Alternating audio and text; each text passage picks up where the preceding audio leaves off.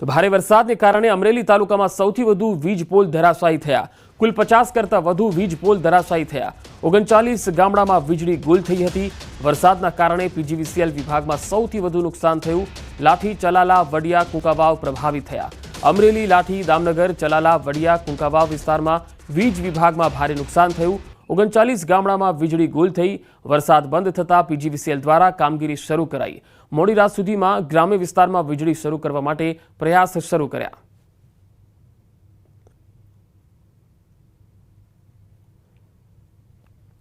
તો અમરેલી શહેરમાં ભારે વરસાદ ખાબક્યો। અમરેલીના મુખ્ય માર્ગો પર પાણી ભરાઈ ગયા। વરસાદને કારણે વાહન ચાલકો અટવાઈ ગયા। મુખ્ય વિસ્તાર સેન્ટર પોઈન્ટે પાણીથી તરબોળ બની ગયું હતું।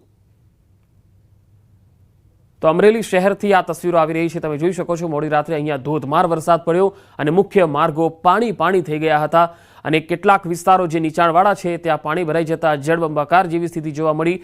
વરસાદને કારણે અમરેલી શહેરમાં વાહન ચાલકો અટવાયા હતા। હવે લાઠી વિસ્તારથી આ તસવીરો આવી રહી છે। અમરેલીના લાઠીમાં તોફાની વરસાદે સટાસટી બોલાવી।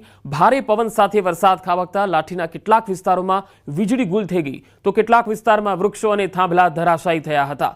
લાઠી વિસ્તારની જે અલગ અલગ તસવીરો આવી રહી છે તે આપણે બતાવી રહ્યા છીએ। બંને તસવીરોમાં આપ જોઈ શકો છો, ક્યાંક વૃક્ષો ધરાશાયી થયા, ક્યાંક ધોધમાર પવન પણ ફૂંકાયો તો બીજી તરફ નીચાણવાળા વિસ્તારો અને મુખ્ય માર્ગો પાણી થયા। અમરેલીના બગસરાથી હવે આ તસવીર આવી રહી છે, આપણે બતાવીએ। બગસરાથી મુખ્ય રસ્તાઓ જે છે તે પાણી થઈ ગયા। અહીં પણ ગઈકાલથી જ વરસાદી માહોલ બરાબર જામ્યો છે। બગસરા સહિત ગ્રામીણ વિસ્તારોમાં પવન સાથે વરસાદ પડ્યો। બગસરા, જામકા, જેઠિયાવદાર, શીલાણા ગામે વરસાદ વરસ્યો। ભારે પવન અને કડાકા ભડાકા સાથે વરસાદ શરૂ થયો। બાજરી અને તલ સહિતના ઉનાળુ પાકને નુકસાનની સંભાવના જોવાઈ રહી છે।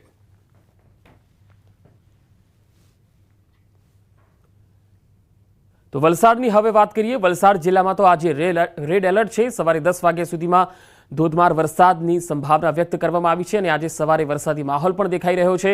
વાપી સહિત ઘણા વિસ્તારોમાં વીજળીના કડાકા ભડાકા સાથે તોફાની વરસાદ પડ્યો। દિવસભર ઉકળાટ બાદ રાતથી જ હળવો વરસાદ શરૂ થયો હતો। જો કે વહેલી સવારે વરસાદનું જોર વધ્યું હતું। હજુ 27મી સુધી કાંઠાના ભાગમાં ભારે વરસાદની સંભાવના છે।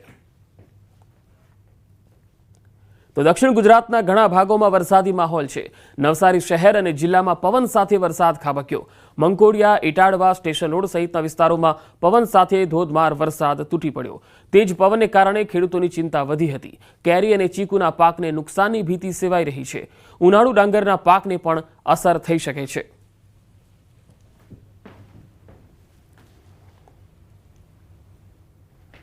અને હવે વાત વાવાઝોડા પહેલાના મિની વાવાઝોડાની।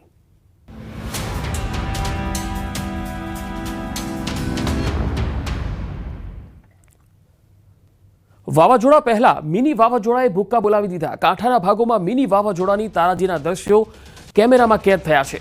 ગીર સોમનાથમાં મોડી રાત્રે મિની વાવાઝોડું ફૂંકાયું। જોરદાર પવન સાથે તોફાની વરસાદ ખાબક્યો। વેરાવળમાં મિની વાવાઝોડાની તારાજીના દ્રશ્યો કેમેરામાં કેદ થયા। એટલો ભારે પવન કે મૂળિયા સાથે ઝાડ ઉખડી ગયા। રેલવે સ્ટેશન વિસ્તાર સહિત ઘણા ભાગોમાં વૃક્ષો ધરાશાયી થઈ ગયા। તોફાની પવનમાં ઘરોના સિમેન્ટના નળિયા પણ ઉડ્યા હતા। પતરાફાડ પવનથી ઘરોના છાપરા પણ ઉડવા લાગ્યા હતા। આ બંને તસવીરોમાં તમે જોઈ શકો છો। મિની વાવાઝોડાથી જનજીવનને પણ ભારે અસર થઈ। હજુ 27મી સુધી કાંઠાના ભાગોમાં ખતરો રહેશે।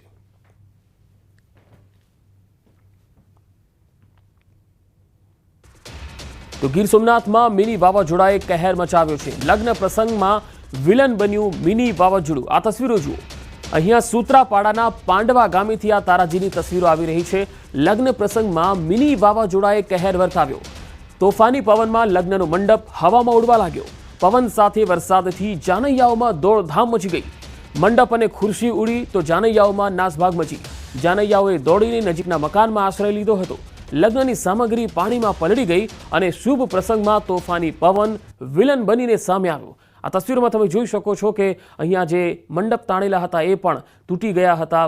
જબરજસ્ત પવન ફૂંકાયો હતો અને લગ્ન પ્રસંગની જે સામગ્રી હતી એ પણ પાણીમાં પલળી ગઈ હતી।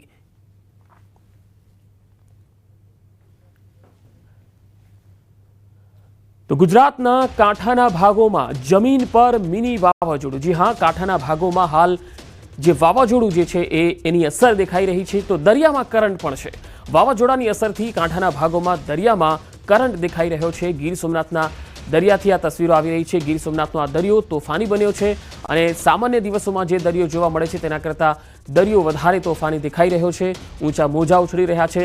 અરબ સાગરમાં ડિપ્રેશનને કારણે ગુજરાતના કાંઠાના ભાગોમાં દરિયામાં કરંટ જોવા મળ્યો। હાલની સ્થિતિએ માછીમારોને દરિયો નહીં ખેડવાની તાકીદ કરાઈ છે। આ સ્થિતિને પહોંચી વળવા વહીવટી તંત્ર પણ એલર્ટ બની ગયું છે। અરબી સમુદ્રની અંદર સર્જાયેલા ડીપ ડિપ્રેશનને કારણે ગુજરાત તરફ વાવાઝોડાનો ખતરો છે તે મંડરાઈ રહ્યો છે। ત્યારે ગીર સોમનાથ જિલ્લાનો આ અરબી સમુદ્ર છે કે આ અરબી સમુદ્રની અંદર હાલ ધીમે ધીમે મોજાઓ છે, દરિયાના જે ઊંચા ઊંચા મોજાઓ છે તે ઉછળી રહ્યા છે। જોકે સામાન્ય રીતે જે દરિયો હોય છે તેના કરતાં થોડો વધુ કરંટ હોય તેવું હાલ લાગી રહ્યું છે। જોકે હાલ દરિયાની અંદર ગીર સોમનાથ જિલ્લાના મોટાભાગના જે માછીમારો હોય છે તેઓને ગઈકાલે જ ગીર સોમનાથ જિલ્લા પ્રશાસન દ્વારા દરિયાની અંદરથી બહાર આવવા માટે સૂચના આપી દેવામાં આવી હતી અને મોટાભાગના માછીમારો છે તે દરિયાની અંદર પરત ફેર્યા છે। જોકે હજુ પણ કેટલાક માછીમારો છે તે બાકી છે અને આ તમામ માછીમારો છે તે આજે બપોર સુધીમાં ગીર સોમનાથ જિલ્લાના દરિયા કિનારા પર પરત ફરશે। ત્યારે ગીર સોમનાથ જિલ્લા પ્રશાસન પણ સજ્જ બન્યું છે, કારણ કે વાવાઝોડું હજી ભલે સક્રિય ન થયું હોય પરંતુ તેમના ભાગરૂપે ગીર સોમનાથ જિલ્લા પ્રશાસન દ્વારા તમામ કંટ્રોલ રૂમ છે, સાથે જે સાયક્લોન સેન્ટર હોય છે કે જ્યાં આગળ દરિયા કિનારે વસતા લોકો હોય છે તેમનું સ્થળાંતર કરવાની ફરજ પડી શકે તે માટે તમામ જે તૈયારીઓ છે તે ગીર સોમનાથ જિલ્લા તંત્ર દ્વારા કરવામાં આવી છે। દિનેશ સોલંકી, ન્યૂઝ 18 ગુજરાતી, ગીર સોમનાથ। તો ગીર સોમનાથ જિલ્લામાં ગીર નજીકના ગામોમાં વરસાદના અહેવાલ છે। મિની વાવાઝોડા સાથે કમોસમી વરસાદ અહીંયા પડ્યો।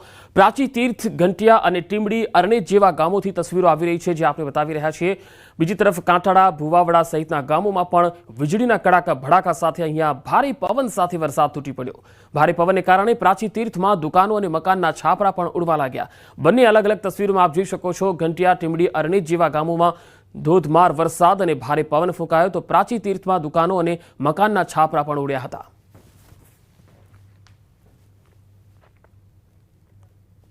તો ગીર સોમનાથના ગીર નજીકના ગામોમાં 10 મિનિટના મિની વાવાઝોડાએ તારાજી સર્જી દીધી। ભારે પવનને કારણે અનેક વૃક્ષો ધરાશાયી થયા, રસ્તાઓ પણ બંધ થઈ ગયા। પ્રાચી ઘાંટવડ રોડ પર વૃક્ષો ધરાશાયી થવાના કારણે વાહન વ્યવહારને પણ અસર થઈ। ગાંગેથા ગામ નજીક અનેક વૃક્ષો ધરાશાયી થતા વાહન વ્યવહાર ખોરવાઈ ગયો।